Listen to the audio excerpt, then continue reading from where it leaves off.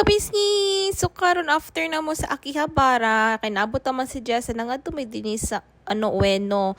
So mo ni guys, right after sa Ueno station, baba lang mo makita na ninyo ang park. So mao to ang among gibuhat sa park daw kay park guys, wala na namo natuyo kay sakit na kung ulo gikapoy na jud miglakaw-lakaw kay wala ba mi tarong tulog no. So mao to nangapi lang mi sa sa park kay na may Starbucks dito, lami po kay scenario dito kay greeny nindot kay park dito dako kayo.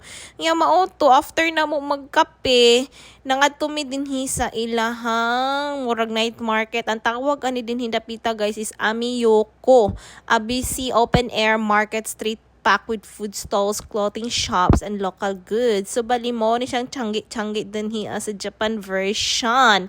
So, dari guys, na-amaze ko sa ilang fruits. Kay perte yung barato, ha, amazing kayo. Yan, nagpalit na lang po kung isa ka kapak nga avocado kay dalhaw na ko sa kong ate.